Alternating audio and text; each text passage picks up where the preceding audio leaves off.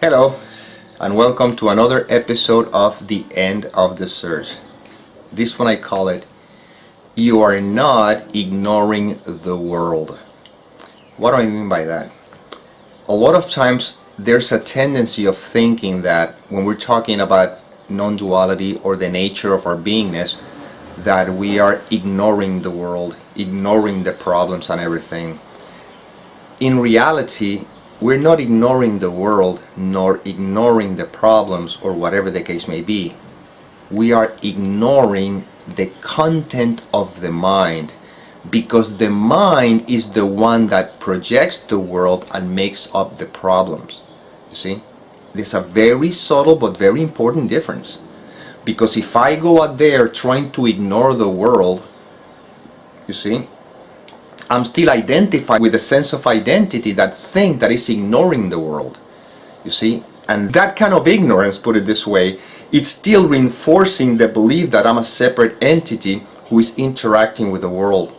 What we're inviting here, or the invitation, is to notice that whatever is perceived that seems to be the world or our seeming human experience is simply what is. And the thing, and the mind colors it, you see. The mind is the one that somehow interprets it, and that interpretation is the cause of the suffering, fear, and all the seeming problems. Now, there's a way of living in the world with the same perception, but by not believing the content of the mind, there is a silence in which I rest. That's what we're pointing to here. From that space, like, or whatever, not identified with the mind's conditioning, I do notice how I find myself, or I should say, the life takes this instrument, and you see how life moves the instrument throughout the world of appearances, you see. And yes, it appears as if though I am making the choices, but actually choices are being made through me. The only thing is that there's an awareness of that. When the awareness of that is not established, I think I'm the one making the choices, and I am the one believing the content of the mind, because there's a sense of I, person, this is who I am. But when that sense of identity is seen through, and this is by doing the investigation, and the investigation is very simple. Right now, if I ask you, who are you? You have to, yes or yes, have to go to the mind, you have to go to thought, in order for thought tells you, who are you or what are you? But when we don't identify with the content of the mind, the experience of existence continue, but there's not a personal identification with it, you see? And then life happens, but it's not something that I am making happen, or not something that is happening to me. Is simply what seems to be happening, and I seem to be part of that happening. This is something that the mind cannot grasp, because the mind is the obstacle itself to this.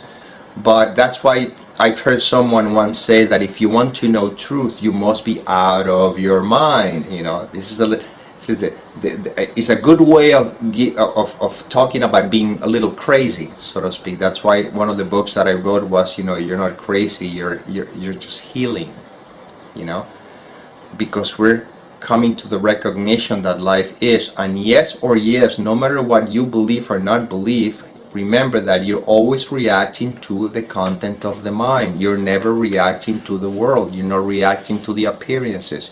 You're reacting to the way you interpreted them. And the interpretation is mind stuff. You see, the interpretation is not something that happens because the world is showing something and that's what it means, because if that is what it really meant, then the same meaning would apply to everybody. But if you notice, 5 people see the same scenario and each one have a different interpretation. So that means that the scenario is not the cause for what they're feeling. The scenario is simply a neutral image that seems to have appeared, and the individual or seeming individual, which is also part of the illusion, but within the context of what we're speaking here, each individual, through its conditioning, go to the content of the mind, makes an interpretation, and consequently there is the reaction. So we are not ignoring the world nor ignoring our human experience. We're not trying to pretend this is an illusion, because even those who say this is an illusion, the question that I would ask, and who's the one saying that this is all an illusion? You see, we're pointing to the obviousness of what is. Right now, once again, it's very simple.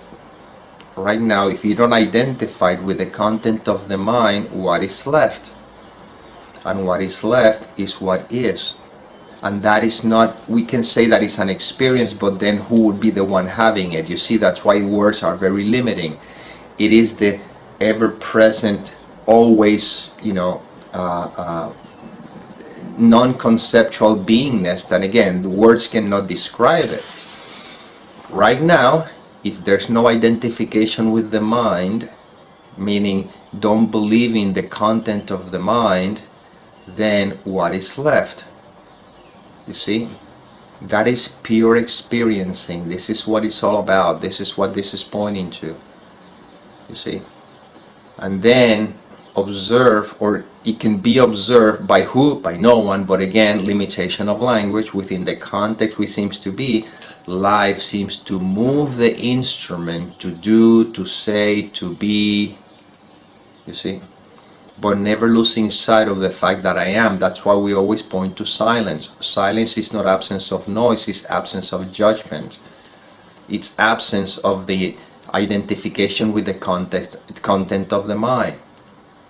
And then we begin to look at the content more innocently, more detached. Let's use that word. Then I see that life happens, everything unfolds, nothing means anything, and I find myself moving through this world of appearances, not denying it, not pretending that it's not there, but recognizing its illusory aspect of it. I still, when I interact with people, you see, I perceive the people that I'm interacting with, and I also see it, I feel that if I am an individual interacting with others, it's not like I'm denying any of that, but there's a quality in the interaction that takes place when the mind is not, when we don't believe the content of the mind. You see, this is where I'm pointing to here, or where these videos are pointing to. When there's no identification with the content of the mind, that can be dissolved into the nothingness which it seems to have appeared in, and you are that nothingness. You can call it the nothing that is everything, the everything that is nothing. In the end, it doesn't matter. You can call it the wholeness, the everything, or you can call it the emptiness. I don't even call it anything, because there's no name to it. All that there is life unfolding. See? And I seems to be the instrument through which life experiences itself as something. But in reality, I am no thing. I am. See, that's what everything points to. I am. And we can put it to the test like I did before, and I'll say it again, Just notice that when you don't identify with the content of the mind, if you're just being, you see, in that beingness, what is left? Don't answer, because if you answer me, that's the mind. I'm just simply pointing to the obvious. Oh my God, this is, you see, there life is. And all kinds of questions may come up, but then how do I function in the world, or what? Don't worry about it. That's going to happen anyway. That's happening right now. Right now, life is having you watching this video. So did you make the decision? You see? The mind always says, of course I made the decision. No, the thought came first. If the thought came first, then something made the decision, or it was pointing in that direction. And then when the thought came first, then a thought right behind comes up and says, I'm going to do this. And the mind is just one step behind, but it's trying to get ahead. You see, the thought comes first, the mind grabs it and says, I thought that thought. You see, I thought this, but in reality, no.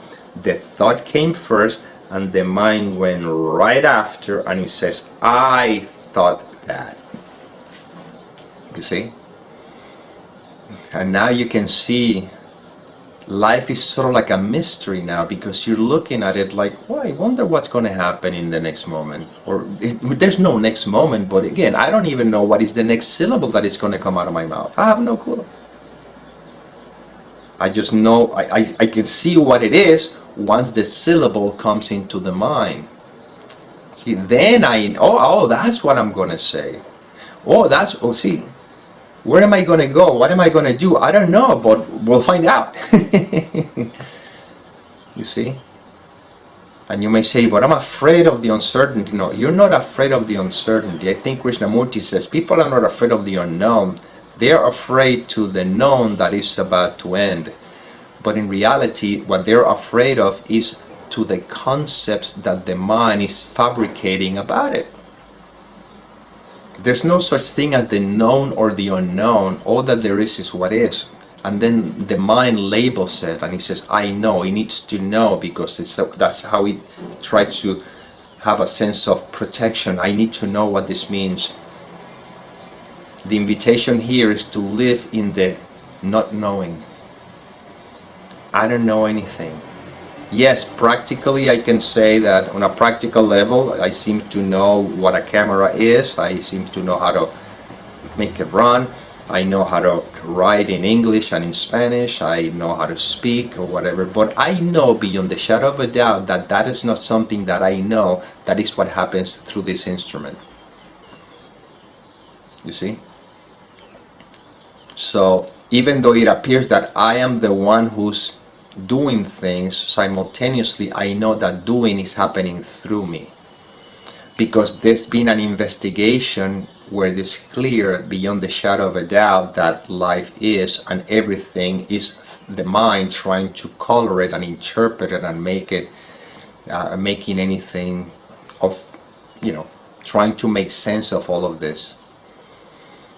And the invitation here, this is not esoteric, this is not, this is very practical. The invitation here is to notice right now. Come with me, notice right now. If you don't identify with the content of the mind, notice what is underneath. Well, that's life energy, that's life itself, that's what it is, that's what we're pointing to. And then look how thoughts appear, look how decision seems to be made. Look how movement seems to happen. Look how you end up going to the left or to the right. And it takes a huge weight of a shoulder, because now you know that you are, and you're resting in what you are, you see. You're resting in what you are. And this is it, this is the invitation. And this is not going to turn you into a passive person or somebody who's going to sit in the couch doing nothing. No, life is going to unfold however it's supposed to unfold, according to whatever you're supposed to live. I don't know. You cannot not do what you are meant to do. The thing is that you're believing you're the one doing it, when in reality it's being done through you. It's two different things. It's a little shift. But when that click happens, oh my God. Well, again, let me just step back, because now the mind think, oh, it's not happening now, it's going to happen. No, life, you see, words are, that's why the less we say, the better. What I'm saying is that it is seen. You just be. Don't even worry about making a click or something like that. Forget about it. Just right now. Just breathe and notice. Just notice. Just noticing. It's not even you noticing. Just noticing. See? Life is. It is so happened that we're so conditioned to go to the mind that the mind is trying to now grasp this. Oh, I'm noticing. No, you are not noticing. Noticing is. Seeing is. Hearing is. Sensing is. I don't know what is the next thought I'm going to have. I don't know what is the next sound that I'm going to hear. I don't know what is the next feeling that I'm going to have. I don't know what is the next thing that's supposed to be happening. I have no clue. All I know, beyond the shadow of a doubt, is that I am. Not that I am a person, that I am. Because for me to know that I'm a person is because there's a thought that says that I'm a person. If the thought weren't there, although there's feelings and sensations, I wouldn't know what to label this. What are you? If I never learned the word person, I may call this Garapucci. What are you? Garapucci. Why? Because a thought appears that says Garapucci, and I associate the thought with feelings, sensations, and I said, well, that's what I am, Garapucci. But in reality, I am. But you were not taught that you're Garapucci. You were taught that you are a person. See, Garapucci, person, same thing. See? Two seeming different meanings. You see? All that there is all that there is, and that's it. And because you believe you're the thought person, now you believe whatever you have in front of you. In this case, you may think, I believe that in front of me there's a camera. In my case, in your case, maybe a computer or a whatever screen you're using to watch this, it doesn't matter. But in reality, that screen, just as you, the person that, or the seeming person, you see the screen, the person, the two are part of the very same whole. It's the same energy, it's the same playing field. It's a field of pure potentiality that seems to have taken shape.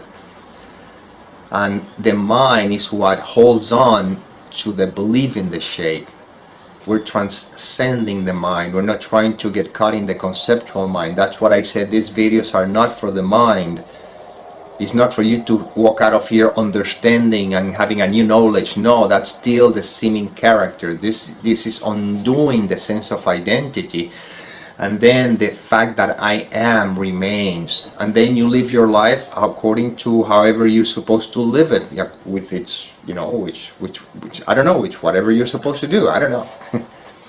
In my life, I'm supposed to do certain things. In your life, you're supposed to do others, but it doesn't matter, because in the end, what you and I are is the very same thing. We're reminded of that common denominator. You see? And that's why I don't have to reject the world or ignore the world or pretend that it's not there. Yeah, I still see what appears to be a world. I still interact with the world or people or whatever the same way that you do. The difference is that when you're interacting from a place of this awareness that we're pointing to, the world is not taken seriously.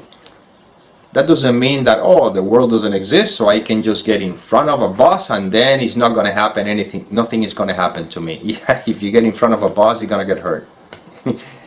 So I'm not saying or suggesting, these are just, again, these are silliness that the mind comes up to try to kind of, no, it's just very simple. Common sense, and it's not even me using the common sense. It's life using the instrument, and it gives the common sense that is neat.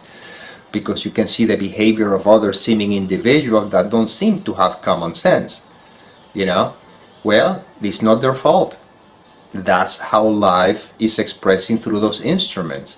What I need to make sure is not get caught up in the judgment of them, because as I judge them, I judge myself, because I have overlooked that they and me are one and the same. You see? So that's why resting in silence, observing life happening, birds flying, and you see the fact that I call them a bird, that is a negation of what it is. I just took totality and I just identified with an image and I said that's a bird, and that's why I am overlooking that there's not a bird there. There is just totality, and that's all there is. That is pure energy. See? But for practical and functional reasons, I can see that image and I can say that's a bird. But I know that it's not a bird. It's just simply what is. So I still functioning in the world as a quote-unquote normal person, when in reality I do know, like you know as well, that you are. You see? Nobody will notice any difference, you know. When I'm interacting with people, it's not like they see a halo on my head and they just think that, oh my God, I mean, almost. No, I don't need to. I'm just you see me as a regular guy, and sometimes he may have its moments or whatever the case may be. It doesn't make any difference. But there's a recognition that life is expressing through this seeming instrument, and life is having this instrument now sharing seeming information to who? To nobody, but a pair, there's others out there. Okay, no big deal, it's part of the play. The question is, notice if the information that is being presented here does have an impact in your life. You have to notice that. I don't ask you to believe anything I say because it makes no sense. I'm simply saying, look where the information is pointing to, put it to the test to see if you can experience where this is pointing to, and then let your experience determine the validity of what is being shared here. That's what I said. This is very simple. It's common sense. Don't make anything special of the mind. Just sit down, relax, breathe in, breathe out, and just be. This is not a meditation. This is not trying to avoid thinking or anything. I'm simply saying, just be, because you are being anyway. You see, you're always being. I'm pointing to what has been overlooked. Just be, and that's it. See? It's just that the mind is trying to think of this. Okay, I'm being. No, you're being all the time, no matter what. Whether you're distracted or whether you're not distracted, you're being. That's your nature. That's beingness. If you don't identify with the content of the mind, there's no problem. Everything is fine. Everything is as it is, not even fine. Because if it's fine, then it could be the opposite, not fine. Everything is as it is. Life unfolds, you see. It's a movement. You see? That's it. This is what we're pointing to here. Now, if the mind is looking for answers, well, these videos are not going to help him. They're not going to help. The mind is not going to be happy because the mind wants answers. Give me something I can grasp, something I can understand, something I can say, oh, I got it. No, because the one who thinks he got it is the obstacle to what is. No one gets it. This is not to this information this is not for the individual, you know, because there's no individual. You see, I've heard someone once says awakening is not for the individual, it's from the individual. You see, the recognition of what I am is not for the individual, is from the belief that I am an individual. And right now, you cannot negate the fact that you are. Right now you are being. You're always being, no matter what. Whether it appears that you're upset or whether it appears that you're having a wonderful time, it doesn't matter. But the beingness, which is what you are, remains always. That never changes. That's where these videos are pointing to. You see? When that is recognized, I don't have to be concerned about ignoring or not ignoring the world. Simply things are seen as they are, and I rest in peace. And anyhow, that is what the inspiration that came through this instrument. I hope it served. And as always, may peace permeate the mind so that love can be extended.